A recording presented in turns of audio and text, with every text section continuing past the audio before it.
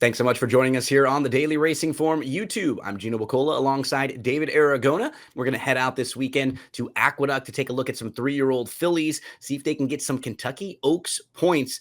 David, we're going to look at the Busanda over at Aqueduct this weekend. I thought it was a pretty competitive group in here. Even a few horses who could probably vie for favoritism when you had Ramify, who was extremely impressive, running away, also comes in off of a really nice win. Even the maiden, My Shirona, has done good work. Not able to get into the winner's circle quite yet. So I thought an evenly matched group, and always love playing these races with some lightly raced horses. And these fillies are trying to get some Kentucky Oaks points.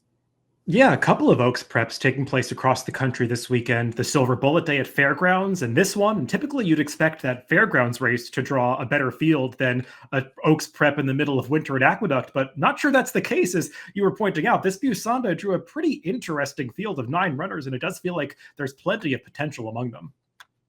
So let's take a look at the Timeform US pace projector and see what our friends over at Timeform US think. And I'm not surprised to see running away to the outside, but this is one of those kind of dilemmas and handicapping for us when you have these horses coming in from different tracks and different circuits. And how's the pace scenario going to match up when you have a horse like running away who's been setting paces over at Churchill and Keeneland, a little bit slower than some of these other horses who come out of maybe shorter races, but tracks tend to differ. And this is when you need like a pace projector, and when speed figures and all those ratings and variants kind of help out when you have horses coming off from all over the place.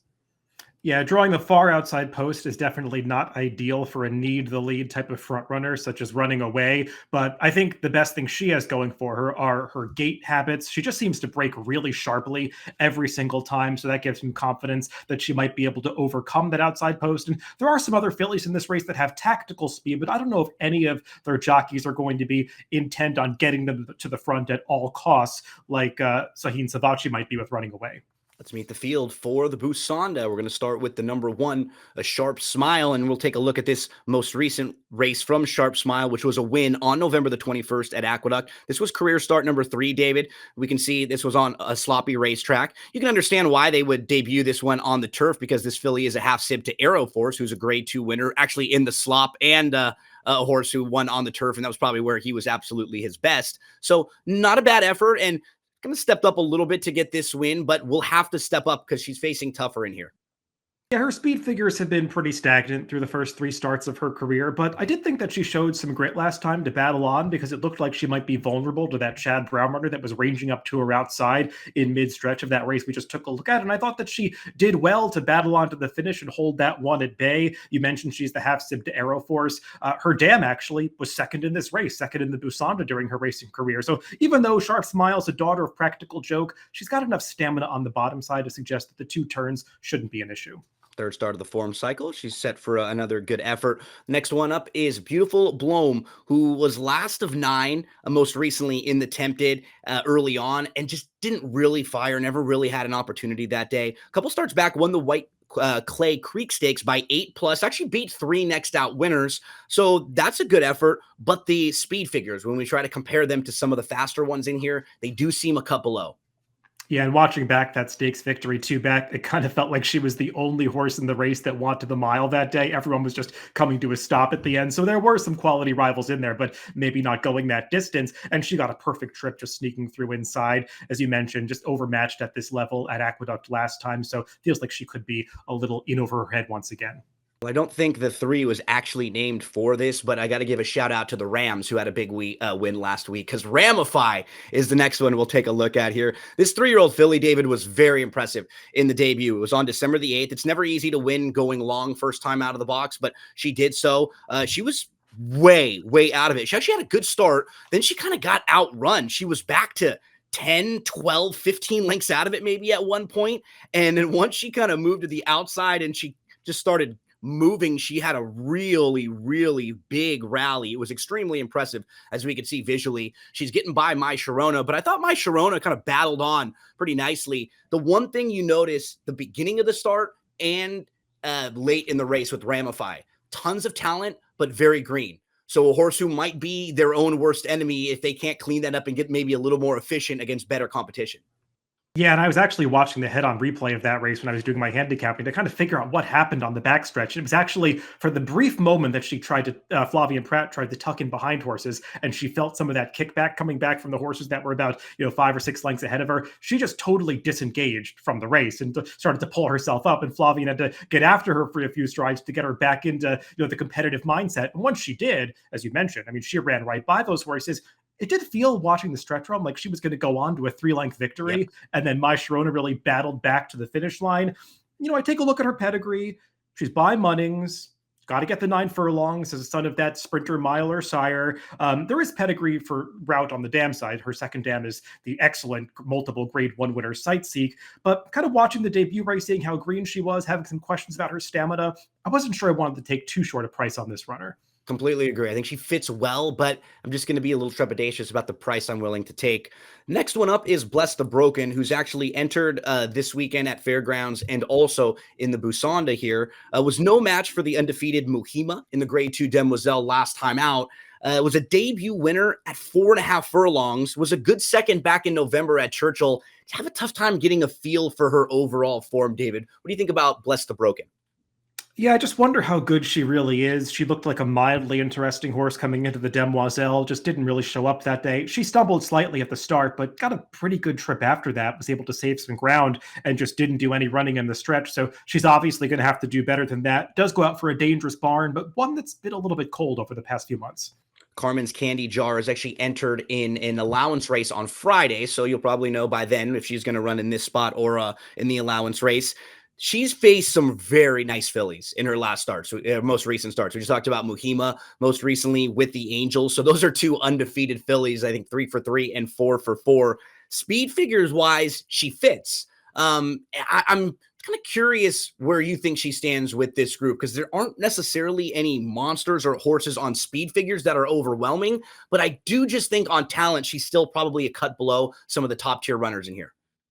Yeah, and if you're just looking at speed figures, you might say that the 9 furlongs will be fine for her since she ran her highest buyer of 73 going that distance in the Demoiselle last time. But, Gino, when I was watching that race, it kind of felt like she was supposed to finish better than she did when they came to the quarter pole. It seemed like she was traveling well under IRAD, tipped out for the stretch drive, and she just had no answer for the horses that were running away from her from the quarter pole home. So I kind of felt like she's a horse that would need a cutback coming out of that race. If the connections opt to go here, she won't be getting that cutback, and I just wonder about her upside at this distance. I thought the next one was probably the biggest wild card in the race for me, Ruth, because her debut win was very, very good. And she has a pedigree to actually be able to go a little bit longer. She's a half sibling to a grade 2 winner, a horse named Mopatism, who was a real grinder.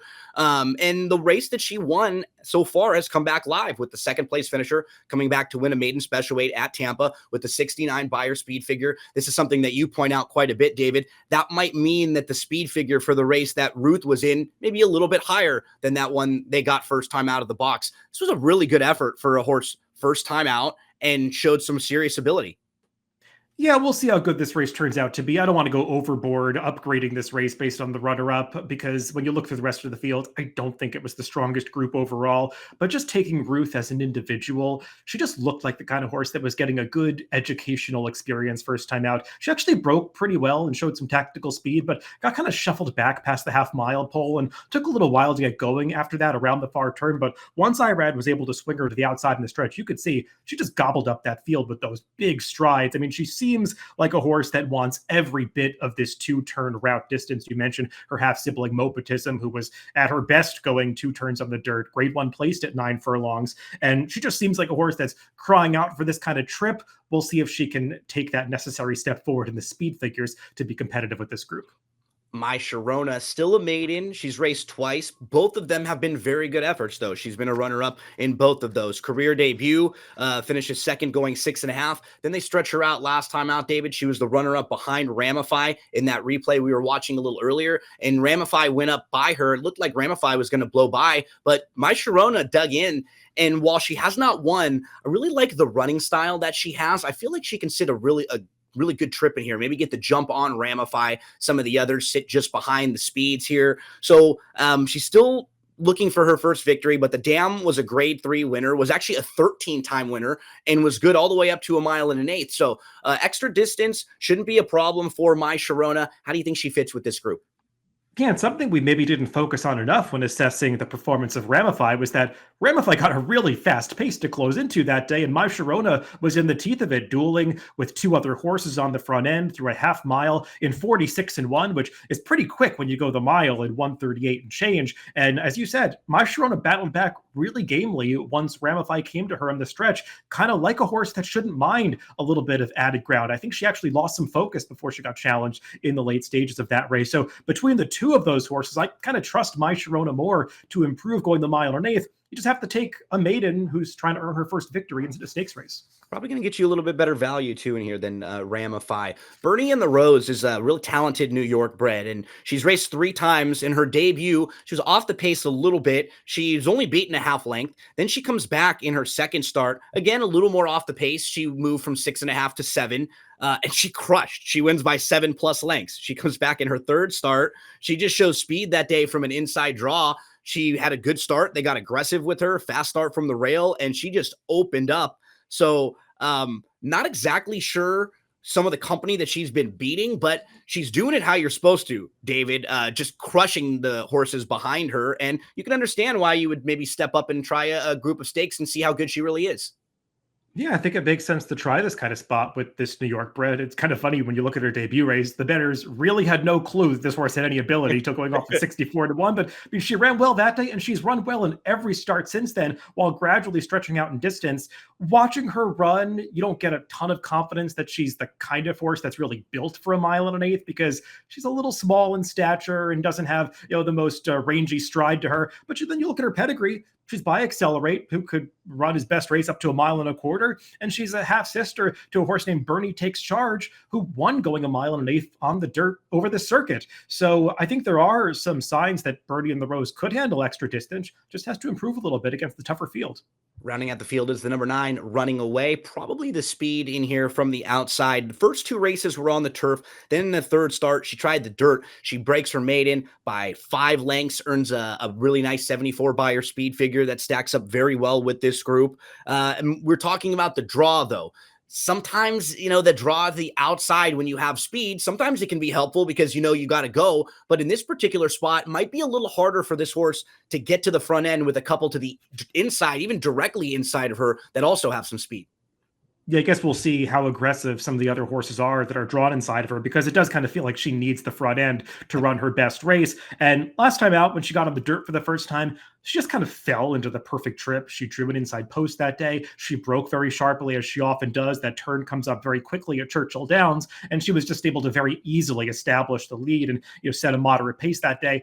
I still liked the way she kicked away from that field in the late stages and seems like a horse that does want every bit of this 9 furlong distance. And Wesley Ward obviously started her out on the turf just to get some added ground for her because she really does have plenty of dirt pedigree, being that daughter of Gunrunner. We'll see how fast she has to go on the front end. I think she's talented. I'm just not sure what kind of price she's going to be. Yeah, that's the key there. I completely respect her ability, and I don't want to take away what she did in that effort, but I think she's going to have to work a little bit harder and maybe go a little bit faster in this race, and we'll see if that takes something out of her early on. So we finish up here, and we'll take a look at selections. David, how are you going to stack them up in this race?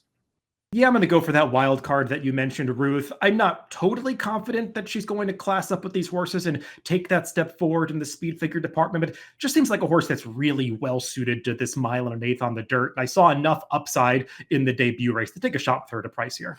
I'll give the 7 My Shirona a shot, thinking that she can just sit the really nice trip, maybe third or fourth in here, get the jump on some of the deeper closers. So I'll put My Shirona on top with Running Away, Bernie and the Rose underneath, and then I'll round it out with Ramify, who will come running late. So 7, 9, 8, 3 for me, 6, 7, 1, 9 for David. However you're playing them, we wish you the best of luck in the Busanda.